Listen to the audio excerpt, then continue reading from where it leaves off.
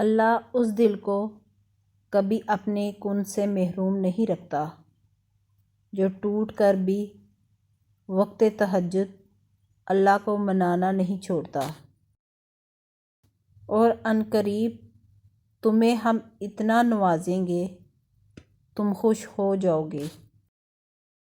ڈرو مت، میں تمہارے ساتھ ہوں، ہر بات سن رہا ہوں اور دیکھ رہا ہوں۔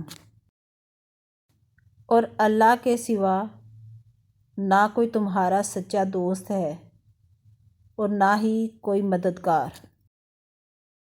اللہ تمہارے ساتھ ہے، اللہ تمہارے دکھ درد جانتا ہے، اللہ تمہیں سن رہا ہے، اللہ تمہیں دیکھ رہا ہے، اللہ تم سے محبت کرتا ہے۔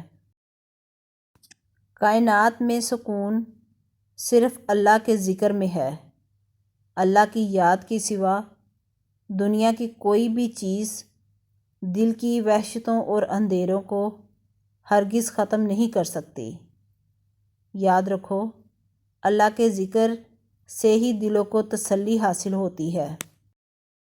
رسول اللہ صلی اللہ علیہ وسلم نے فرمایا، اللہ تعالیٰ فرماتا ہے کہ میرے اس مومن بندے کا جس کی میں کوئی عزیز چیز دنیا سے اٹھا لوں اور وہ اس پر ثواب کی نیت سے صبر کر لے تو اس کا بدلہ میرے یہاں جنت کے سوا اور کچھ نہیں۔ اپنی پہچان کے لیے جب قرآن سے مدد لیتے ہیں تو اللہ نے دو طرح کے دشمنوں کا ذکر کیا ہے۔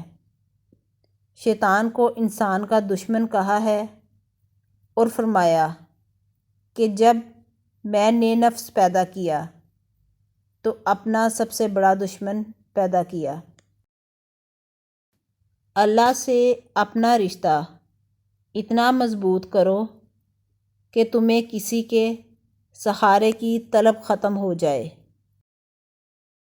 اسلام میں نفس کو مارا نہیں جاتا بلکہ اسے اللہ کی راہ میں مسلمان کیا جاتا ہے، اپنا ساتھی بنایا جاتا ہے، سب سے وفادار اور مخلص ساتھی جو بغیر علم کے ہمارا سب سے بڑا دشمن ہے۔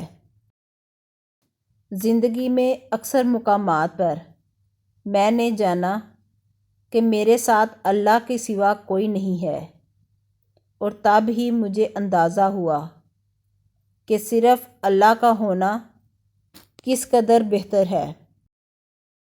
قرآن کو دل کی آنکھ سے اگر پڑھا جائے تو صاف نظر آتا ہے کہ اللہ کا سخت لہجہ صرف کافروں، منافقوں، مشرکوں، اللہ اور اللہ کے رسول کا مذاق اڑانے والوں اور اللہ کو بھول کر دنیا میں مگن ہو جانے والوں کے لیے ہے۔ اللہ تعالیٰ نے قرآن کریم میں سورہ شمس میں سب سے طویل قسم کھائی 11 بار اور فرمایا، بے شک وہ کامیاب ہوا جس نے اپنی روح کو پاک کر لیا۔ کبھی دیکھا ہے کہ کسی ماں نے اپنے بچے کو گپت اندھیرے میں چھوڑ دیا ہو؟ کبھی نہیں نا۔ تو پھر وہ اللہ ہے جس کی رحمت کی کوئی حد نہیں، وہ کیسے تمہیں چھوڑ سکتا ہے؟ تو پھر اس وحدہ لا شریک پر یقین رکھو۔ اللہ کو بہت پسند ہے جب تم دنیا سے نہیں اس سے مانگتے ہو، جب تم اپنی بے بسی کا رونا کائنات کے سامنے نہیں اس کے سامنے روتے ہو، جب تم سب ختم ہو جانے کے بعد بھی اس یقین کے سوا دعا کرتے ہو کہ اس کے سوا کوئی تمہیں کچھ نہیں دے سکتا۔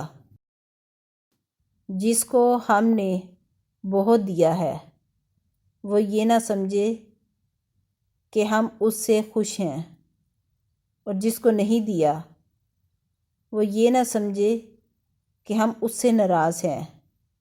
دراصل دونوں کی آزمائش ہے۔